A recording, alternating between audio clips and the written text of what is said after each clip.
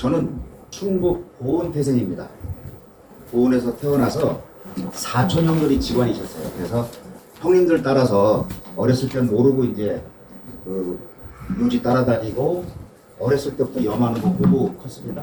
얼굴 생긴 것 같지 않게 제가 성형외과를 하다 보니까 이왕이면 쌍꺼풀 코를 좀 잘했으면 좋겠다 그래서 여러분 이름 되시면 알만한 분한테 잠실에서 뭐 신견 선생님한테 그 제일 먼저 배운 게 관상부터 배웠어요. 사실은 저희 할아버님 밑에 아버님 형제가 삼형제가 계셨어요. 큰 아버지, 작은 큰 아버지, 우리 아버님 이렇게 세 분이 계셨는데 큰 아버님, 할아버님 돌아서 묘를 썼어요. 누가 썼냐? 우리 사촌 형들이 묘를 썼어요. 묘를 썼는데 큰 아버지, 큰 아들이 장가 가서 아들 하나, 큰 아들을 놓고 요절하셨어요.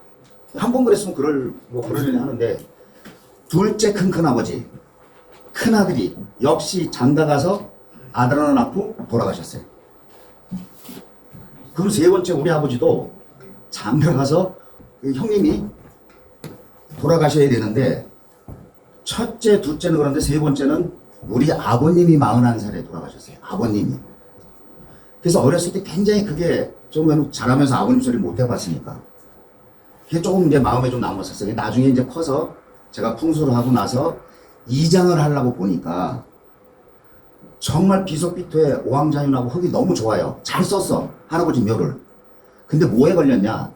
회두국자에 걸린 걸 나중에 알았어요.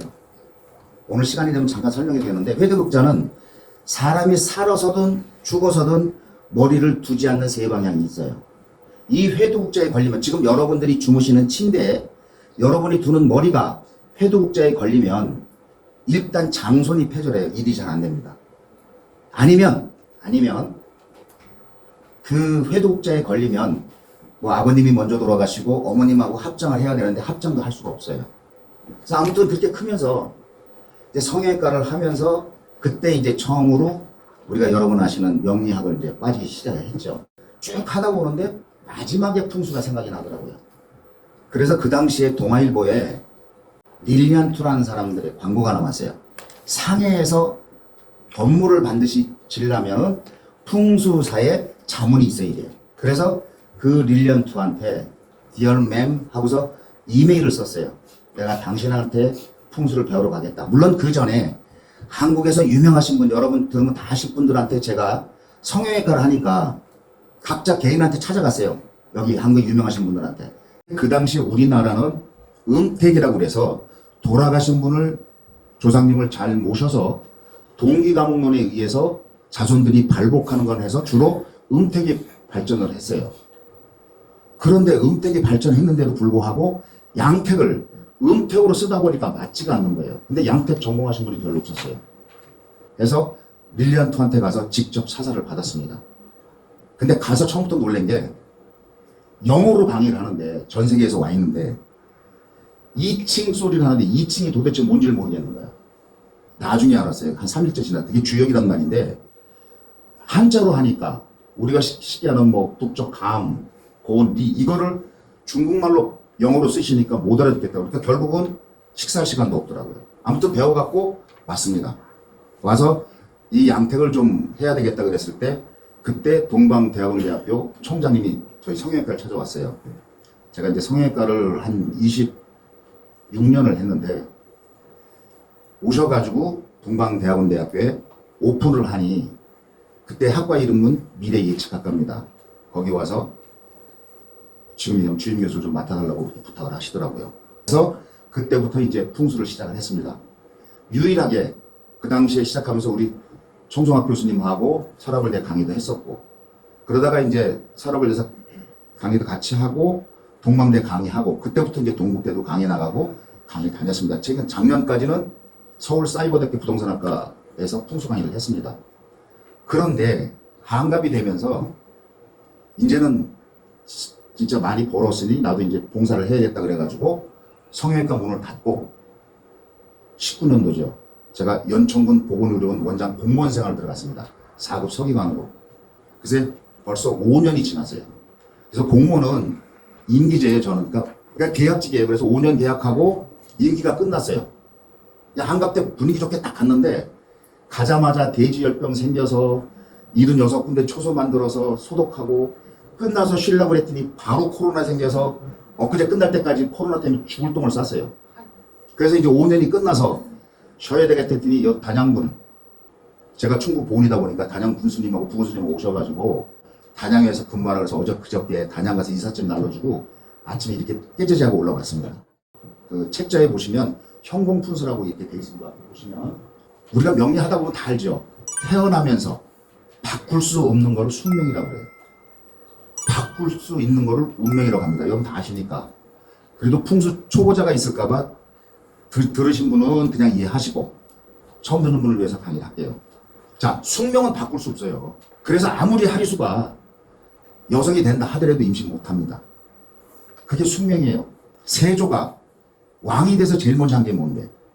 사주를 걸고 전국에 방을 붙여서 그 사주인 사람을 오시면 상을 주겠다고 그랬어요. 왜? 정말 상 주려고 자기 사주를 붙였을까요? 조카를 죽이고 왕이 되다 보니까 자기하고 똑같은 사주는 또 왕이 될 수 있으니까 부른 거예요. 근데 정말 신기한 게 그 사람들이 벌을 키우든가 돼지를 키우더라 이겁니다. 네, 우크라이나. 자, 그 전쟁하는데 여러분하고 똑같은 우리 사주의 종류가 51만 6천 가지예요. 쌍둥이도 시간차가 있어서 차이가 납니다. 그러면 여러분이 지금 여기 앉아 계셔서 살아계신 분은 아무리 폭탄이 옆에 떨어져도 그분은 사십니다. 정말 신기하게 같은 사주는 같이 굴러가더라 이겁니다. 뭘 얘기하느냐? 그 숙명은 태어나면서 여러분 아시다시피 연월, 일수, 네 가지 기둥, 팔자, 사주 팔자는 어떻게 살으라는 통계예요. 물론 신이 들어와서 볼 수 있는 사람도 있겠지만 그 통계학문에 따라서 사는데 대운하고 세운에 따라서 바뀌는 겁니다. 그래서 나이 먹어서는 우리 좋아야 되는 거야. 나이 먹어서 힘들면 더 힘들어요. 그래서 제일 큰 게 저는 그랬어요. 강의하면서 옛날에도. 사주 명리 봐주시는 분이 잘 살아야 된다. 봐주시는 분이 못 살면 이걸 어떻게 신뢰를 하느냐. 그래서 그때 대답을 했어요. 그거는 숙명이다. 이렇게 살아라고 돼 있는 거다. 자, 그래서 그런 얘기를 합니다. 자, 사주에 화가 부족하다고 저 광양 제초소에 쇠물옆에 가서 일하면 되느냐. 뜨거운 데 가서. 그런 오행은 상징이지 심볼이지 그거하고 연관은 없어요. 그럼 여러분하고 바뀔 수 있는 게 뭡니까? 운명입니다. 그래서 성명학이 생기는 거고. 그래서 지금 이 시간에 여러분 이 자리에 계신 분도 계시고 그 운명은 바꿀 수가 있어요. 미력 하나만. 그래서 성형을 해서 얼굴이 달라지면 봐주는 사람이 달라집니다. 물론 신여생은 그런 얘기는 해요. 꼴을 아무리 바꿔도 원칙대로 간다는데 제가 경험해 봐서는 확실히 바꾼 건 바꿔져요. 꼭 수박이 아니라 줄과 수박처럼 보여 수박처럼 보여요. 똑같은 느낌이거든. 그런 운명을 바꿔보려면 명리는 그분이 살아가야 지혜를 먼저 여러분이 알려주시는 거야. 근데 풍수는 지금 어느 자리에 있을 때 과연 영향을 미칠까? 풍수는 여러분 아시다시피 음택하고 양택이 있어요. 음택은요, 돌아가신 분을 모시기 때문에 그분이 움직일 수가 없어. 그래서 애시당초 들어갈 때 잘 묻어요. 이게 여러분이 얘기하는 용하고 맥이라고 그러는데 용이라는 거는 상상의 동물이에요, 어차피.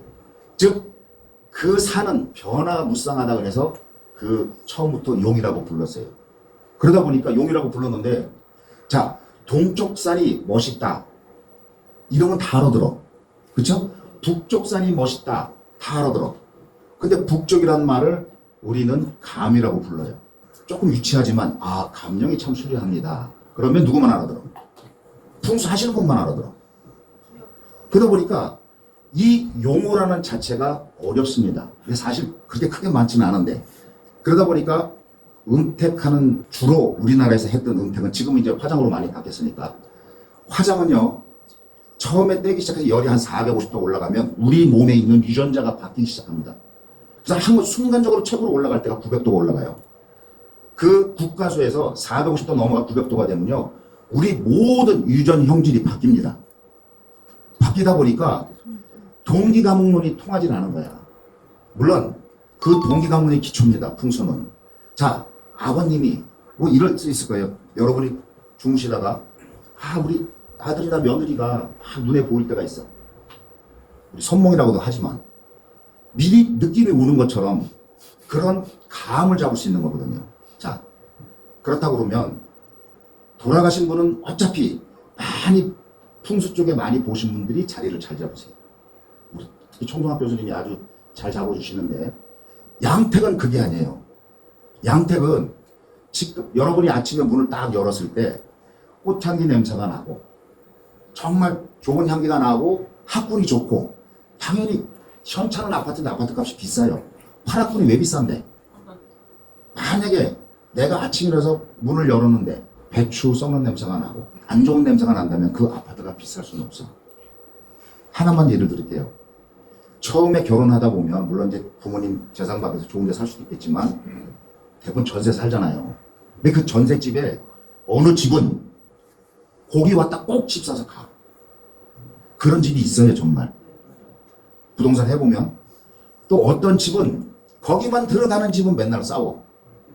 진짜 있어요. 그래서 제가 강의 나오면 그런 얘기를 합니다. 과연 어느 집으로 이사 가는 게 좋은데, 한국 사람은요 웬만해서는 움직이는 걸 싫어해. 놀러 가보면 알아. 아침에 버스를 타서 그 자리에 앉았죠. 그 다음날도 그 자리를 사수하려고 가. 옆에 비었어도 안 가. 안 옮깁니다. 제가 강의하면서 그래요. 20분만 옮기면, 내가 가진 돈이 시드머니가 1억이면 20분만 이사 다니면 2억이 됩니다. 이사 다닐 생각을 해보세요. 그래도 안 움직이죠. 왜? 우리나라는 게 전통적으로 음입니다. 다 알고 있는 거 하나만 할게요. 음양 다 아세요. 여러분 다 뭐 기본으로 알고 있어요. 자, 반드시 음이지만 양의 기운을 받으셔야 돼요. 그래야만 음은 어둡고 작고 양은 크고 밝고, 이건 다 기본적으로 알아요. 근데 꼭 기억해야 될 게 두 가지만 기억하면 돼요. 오른손하고 왼손이 있어요. 오른손이 공부하신 분들은 아실 거고, 양입니까? 음입니까? 오른손은 음입니다. 음입니다. 그러면 왼손은 당연히 양입니다. 요번에 명절 때, 추석 때 가시면 부모님 조상명 이렇게 뒤에 서서 손 딱 벌려서 분 들었을 거예요. 좌청룡 500호라고. 이 좌청룡은 양이기 때문에 그 위에 있는 산봉우리, 산봉이 큰아들, 둘째, 셋째 이렇게 보시면 돼요. 요부터 바로 옆으로. 오른쪽은 우백호입니다. 뭐 그건 다 아시잖아요. 좌청룡 500호. 그래서 왼손은 양이고 오른손은 음이다. 또 홀수하고 짝수 있습니다. 자, 홀수가 양일까요? 음일까요? 양이에요. 그죠? 왜? 홀수는 짝을 쳐서 움직여야 되거든, 계속. 그래서 양이야. 짝수는 음입니다. 살아있는 사람은 양이고 죽은 사람은 음이야. 죽은 사람한테 절 몇 번 합니까? 두 번 하게 돼 있어요, 음이니까. 산 사람한테는 몇 번 합니까? 한 번 하죠. 물론 이제 대왕한테, 왕한테는 곱빼기 2를 해야 되지만, 그래서 그게 다 있는 거야. 그러면 이제 이것 하나 나오는 게 또 있어. 동양 철학이니까. 왼손을 올리는 게 맞냐, 오른손을 올리는 게 참 분분한데, 자, 왼손은 아까 뭐라고 그랬어요? 그럼 산 사람한테 절할 땐 양이 올라가야 돼요? 오른손이 올라가야 돼요? 그래서 왼손을 포개는 거예요, 위에다가. 그게 가장 기본이거든요, 그런 게. 자, 여러분이 오늘 좀 행사인데 이런 보수교육 받으면서 그런 가장 기본적인 거를 많이 배우시면 됩니다. 자, 음양 됐어요. 그래서 우리가 그 얘기를 합니다.